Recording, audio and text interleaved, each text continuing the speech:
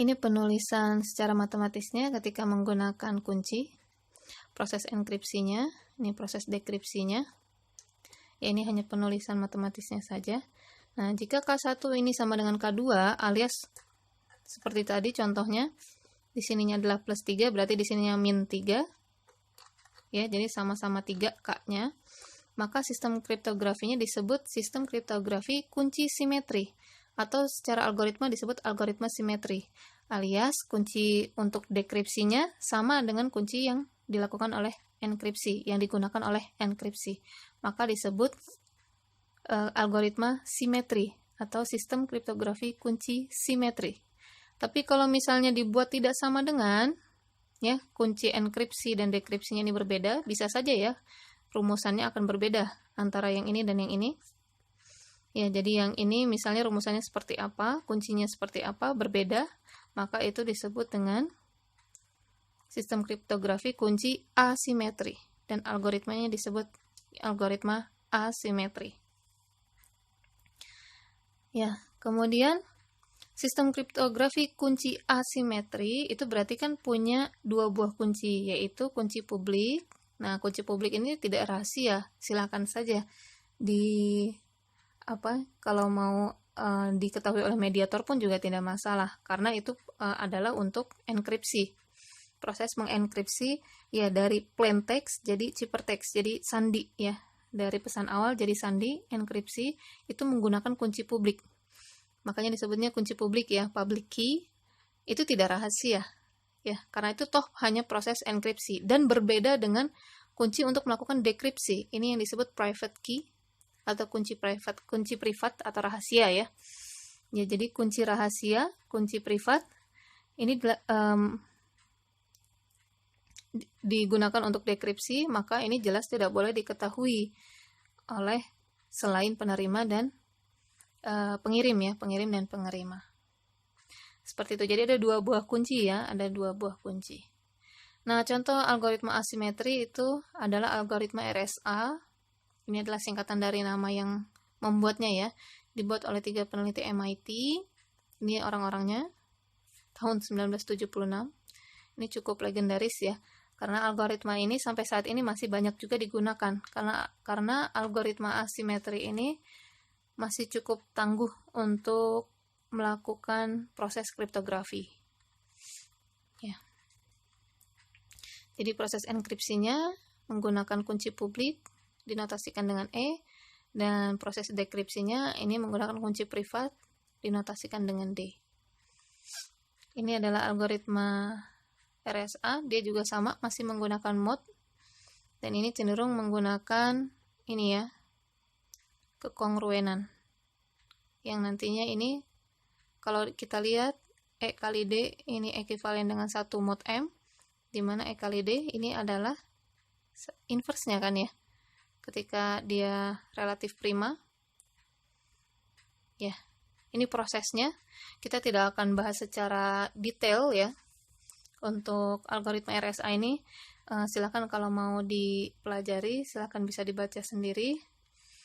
Nah, di sini ini ya, dia menggunakan sifat-sifat bilangan bulat yang kita pelajari kemarin, algoritma RSA ini. Ini adalah prosesnya ya, proses enkripsinya seperti ini, rumusnya seperti ini, menggunakan pangkat. Ya. P ini adalah plain text ya, plain text yang ke I ya, maksudnya seperti kalau tadi A itu awasi gitu ya. A itu adalah P ke-1, W itu adalah P ke-2 gitu ya. Dan ini menggunakan pangkat. Kalau sebelumnya yang Caesar-Cipher itu kan hanya menggunakan penjumlahan biasa. Seperti ini ya, plus K atau min K, untuk dekripsinya minus K. Tapi kalau ini menggunakan pangkat, makanya akan semakin rumit untuk proses enkripsi, apalagi untuk yang dekripsinya. Ya, ini untuk algoritma RSA. Ini ada contohnya. Ya. Ada contohnya dengan A dan B-nya sekian, keduanya adalah bilangan prima. Ini cara mencari kuncinya juga dijelaskan ya. Kemudian kita pilih kunci publik. Yang penting kunci publiknya itu relatif prima dengan hasil perkalian ini. Maka itu yang nantinya menjadi kunci publiknya adalah E. Kemudian Dengan menggunakan rumus ini kita cari D-nya alias yang inverse-nya. Ya, inverse modulo dari 79 ini berapa?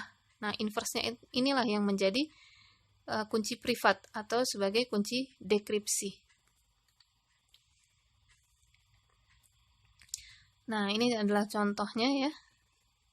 Misalnya punya plain text hari ini. Nah, ini kalau dibahasakan dalam kode ASCII seperti ini ya, desimal ASCII seperti ini. Ini kemudian masing-masing ya, P1 maksudnya H itu adalah 726, A itu adalah 582 dan seterusnya. Ini dilakukan enkripsi. Hasilnya adalah ini.